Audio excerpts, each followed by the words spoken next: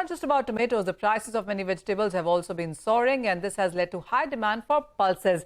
The government has announced that it will sell subsidized chana under the brand name Bharat Dal to make pulses more affordable for consumers. To discuss this further, we are now joined by Mr. Madhur Biyani. He's director at Ellen Udyog. Mr. Biyani, hi, thank you for joining us. For pulses as well, first of all, I would really want to know on what do you think led to government's decision on selling chana at a subsidized rate? How is it working in the markets? Has it made availability more affordable? Very good afternoon, Manisha ji.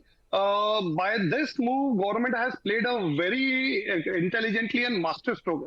I would say it's a masterstroke by the Modi government.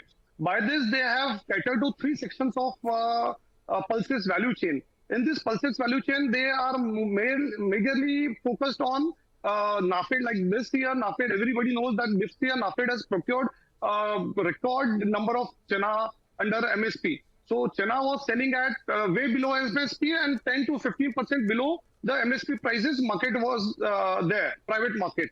Now NAFED has procured, this year NAFED has procured about 23.5 lakh metric ton of chana. So by this move, the NAFED procurement will go in right hand. Consumer at large will get chana dal at reasonable price. By this, government would like to give nutrition and protein to general public at large at reasonable price. Secondly, the government has, after looking at the consumer interest, government has seen the industry interest also, which means that government this time they are not giving it as free. So this is very important. The free chana dal or chana, if they would have given, that would have come back to the market through back channels, and that would have created a panic for the industry, like millers, chana dal millers. So it is a master stroke, I would say, and this will have a very good result. People at large, the middle section or poorer section will get chana dal, nutritious and protein-rich chana dal at a reasonable price. A very good move by government. All right. My second question really is about the recent sowing that we've seen, and whether it's about tur or moong, both of these pulses were trading on the higher side, but that hasn't really reflected in the sowing numbers. What is your initial sense on the kind of sowing numbers that we've seen in pulses overall? See, this year rain has been, as you said, the rain has been a very erratic, and we have seen a delayed about 20-25 delay in monsoon. We didn't had rains in the month of June. We just had the rains from first week of July.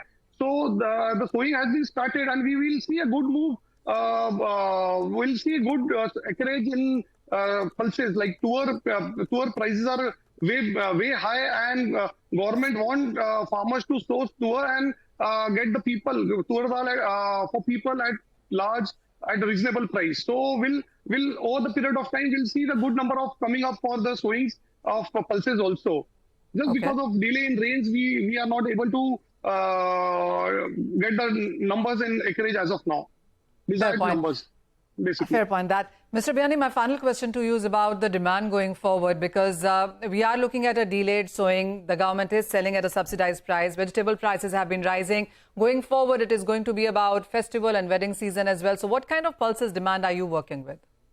As far as chana dal goes, I see a very good demand coming up in festive season. As you said, vegetable prices are way high, and it is beyond the imagination of common public. So we'll see a good demand in chana dal during the festive season time ahead. And edible oil, you have to see the edible oil prices are going down, and this has a direct indirect relation, I mean inverse relation with chana dal consumption.